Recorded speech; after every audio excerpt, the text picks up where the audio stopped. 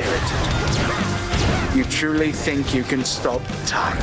I'm really glad that Hades and Supergiant Games have gone the path of light by releasing a full Nintendo Switch 2 physical release that's all on the cartridge, allowing for a completely free upgrade if you buy the Switch 1 version, and giving us a full 120 FPS mode. Hades 2 has actually been in early access for a couple of years, where they've gradually been improving, listening to the community, and tweaking the gameplay, but with this release we see version 1.0, the full console release across most platforms, giving us not only tweaks and changes, but a proper conclusion to Malinois's story. Does it dethrone its godly predecessor, or is it more likely that hell's gonna freeze over?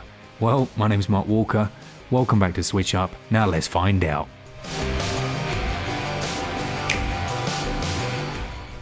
Before we begin, I do want to mention that the Switch 2 version has full save cross progression, so you can bring your PC gameplay over to the Nintendo Switch, so any progress that you've gained over on PC isn't lost. Taking place following the events of the first game, you take on a new protagonist, Malinois, Princess of the Underworld and sister to the first game's main protagonist. Kronos has escaped from imprisonment, having seized Hades' throne and done something with Malinois's family. Now, she is actually part of a magical group who trains under an incredibly powerful magic user who's tasked her to progress and slay Kronos and in turn rescue her family. While Hades 1's journey was all about escape, its sequel is a little broader, both in terms of its setup but also its delivery, but it still uses the excellent mechanic of having each set of dialogue be unique for every single encounter. You like in our green room down there?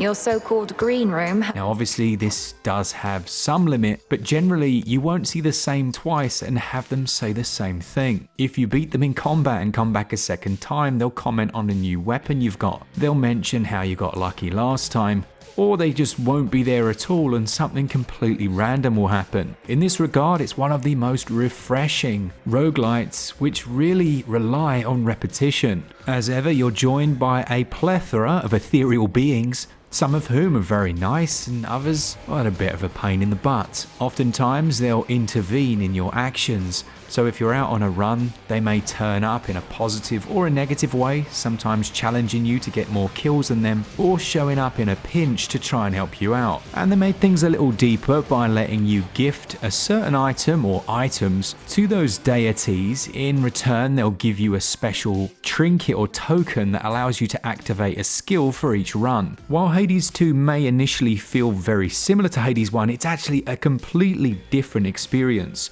This is down to Malinois's moveset and skills. Now, just like the first game, you unlock several different weapons, but she is a very different character to control. Whereas Zagreus had that massively OP dash move where you could essentially avoid all damage if you really timed things nicely, Malinois is a little more squishy. She leans more heavily into the caster role, but that's not to say you can't go the tank route, but it tends to have a more defensive nature. So for example, you can lay down this mark upon the ground which slows enemies down. However, if you hold that button down, eventually that's going to explode like a trap, damaging all the enemies within. Then you've got your normal weapon attacks, or if you're using ranged, holding down keeps that chain going while using some of your magic. But I tended to be more on the back foot as a strategy with Hades 2, with its bigger emphasis on spellcasting. Think of it as just a little more strategic than the previous game. Now each time you go out on a run, you'll encounter a bunch of different gods. From Zeus to Apollo, Aphrodite, and those gods will grant you boons. Now the boon system grows and evolves as you play through the game. It starts out very familiar, but soon you delve into synergies and duo boons, which can use two of the different gods' abilities, and they do come in all shapes and sizes as well as rarities, from common all the way up to legendary. Much like Vampire Survivors, I think the synergy system, when you really start to get to grips with it, is where you can get some of the most satisfying gameplay.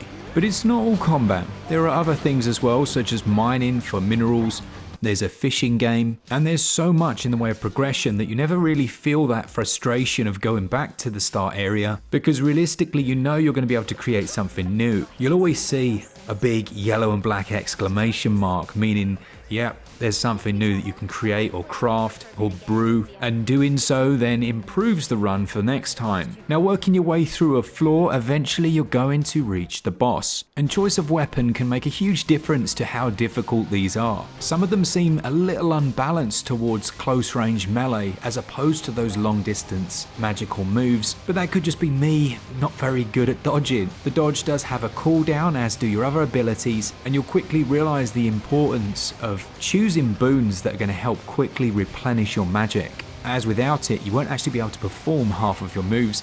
And then you have hexes, which go one step further, allowing you to augment the damage that you can do, especially in large areas. The stages themselves, they vary from very close, tight spaces filled with enemies to vast open lands that actually require some navigational skills to locate the boons. You'll only be able to move to a new area once every boon has been acquired, and of course there are a few mini bosses as well before you reach the main one. As well as all of this, you've got the shops run by Charon, I think that's how you say it, using the game's gold currency, and you will revisit some familiar locations. Around about 10 to 15 hours into the game, things get a little more spicy with the inclusion of the overworld. And of course, when you do reach the end, in air quotes, it's not the end at all. More challenges are introduced, new mechanics. There is a wealth of replayability here. Controls is where Hades has always shone, and there's no difference here. Running at 120 FPS, if 1080p, Hades controls like pure butter. It is so slick and smooth, very responsive, low input latency, and nary a hitch or a stutter. So with all of this said, is it a better game than Hades 1?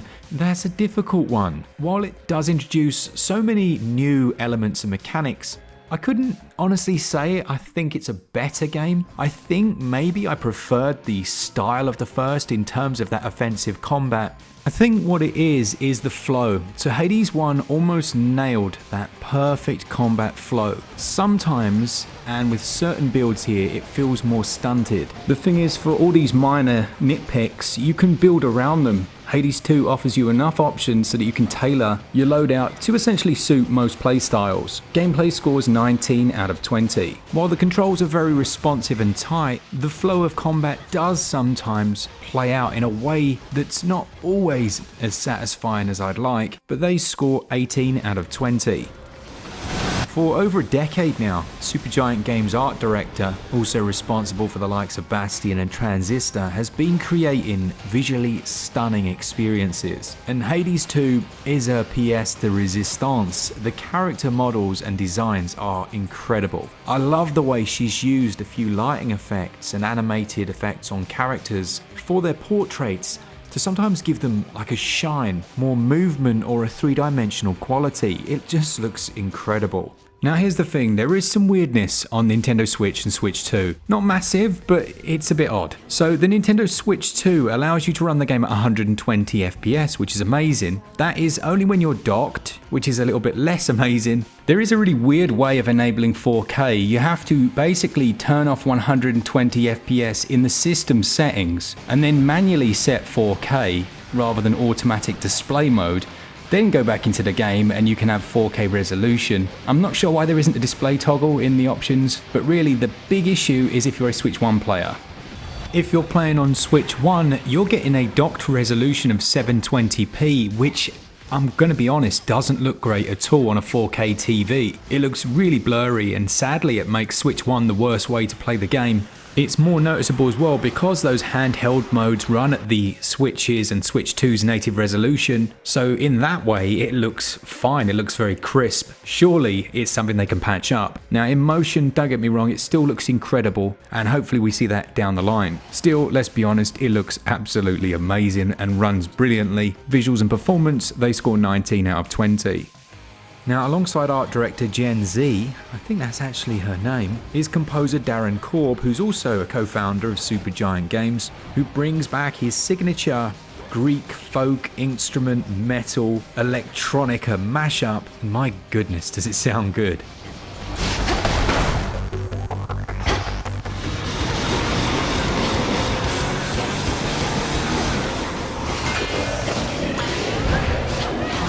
As well as that, you've got the fully voice-acted cast, with Darren actually voicing several of the characters. My brain about those fancy silver weapons of yours. Honestly, look at it, it's amazing. Sound-wise, it's a great sounding game, the voice works good, sound and audio also scores 19 out of 20.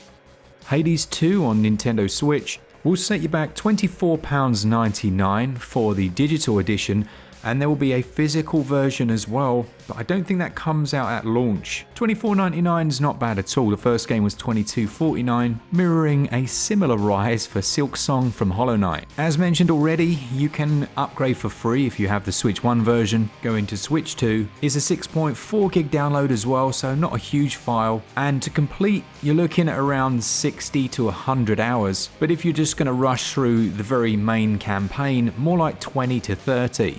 Now, had it not been for the visual issues, in my opinion, on the Switch 1 version particularly, then we'd be definitely up in the 19s. There's a load of value here, and it needs to be 1080p on Switch 1 when docked. I give value 18 out of 20. So that was Hades 2. Initially I wasn't quite convinced, but having completed it a few times and seeing the directions that they go in with upgrades, progression and replayability, it is a worthy sequel for sure, a great game. It gets a SwitchUp score of 93%. I think if you ask me personally, which one do I prefer? Initially I would have said Hades 1. But actually, when you start to get to grips with the synergies, it started to move over to Hades 2. So look, they're both great games. You're not going to be disappointed, I don't think, if you pick them up. And yeah, let me know how you get on down in the comments. But thanks to all of you that enjoy the content, as always, for all things Switch, all the time, keep it Switch up. Cheers, guys. See ya!